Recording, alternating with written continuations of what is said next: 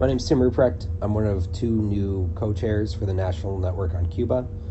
I also organize with the Internationalism Committee of the DSA, and I'm a UAW member through my graduate student union at Northeastern University.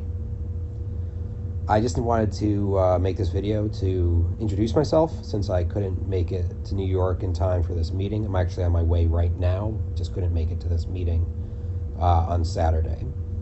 I've already mentioned my organizing background basically, but going a little more into detail, I got my start at Boston DSA during my undergrad years, and I've since become much more active both at the local and national level in internationalism issues.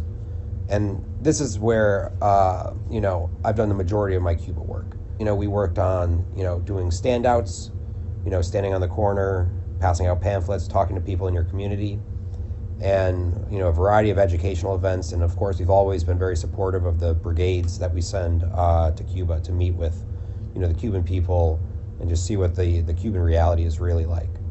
We're also really proud of the local government resolutions that we've gotten passed in Massachusetts, Boston, Cambridge, Somerville, Brookline, Medford. This is part of a regional campaign of getting local government institutions to pressure their congressional delegation and Biden, and it's been very successful, and we continue to work on those projects. Since 2022, actually, I've been working with my graduate student union at Northeastern University, where I'm actually on the bargaining committee.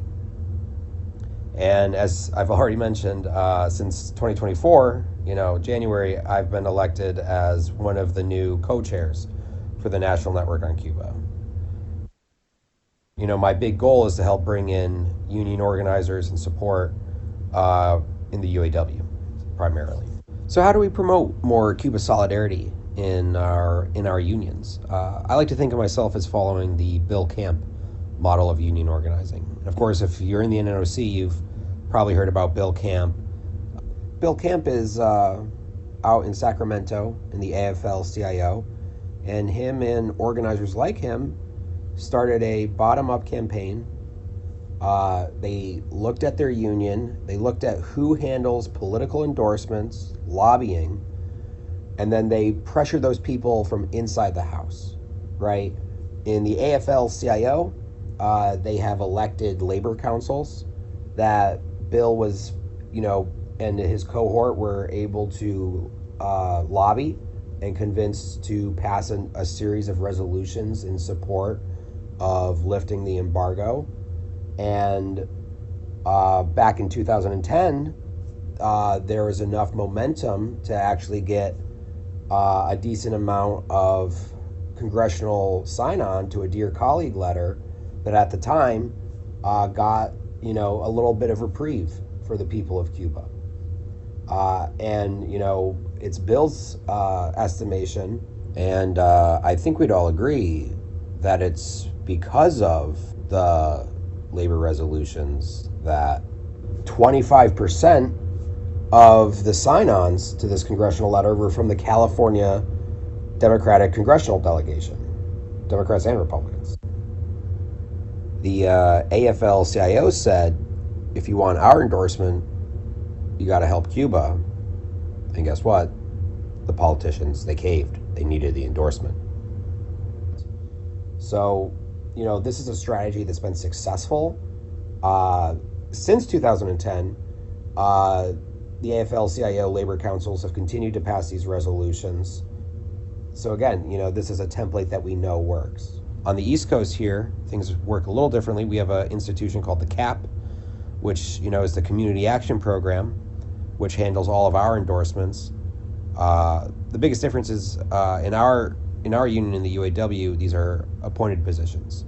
This ends up helping us, though, in the East Coast, just because so many of our unions in the UAW are actually grad student unions. So they tend to be a little more progressive leaning. They tend to be a little more friendly to this sort of messaging on Cuba. In my experience, I'm trying to use my own union as a little test bed for how to do some of this internal pressure campaign.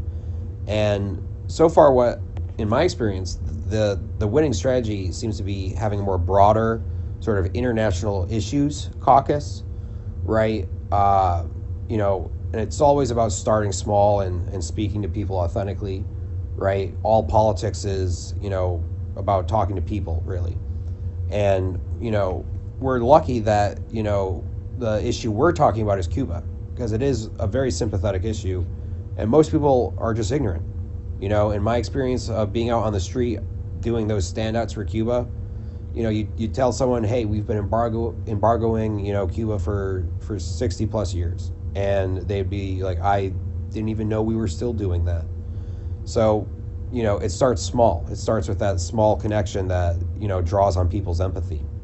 Part of this broader international issue sort of caucus is, like today's organizers, we wear many different hats. I work on Cuba issues on Monday. I work on union issues Tuesday, but then I'm at the Gaza, protest, the solidarity protest, Wednesday.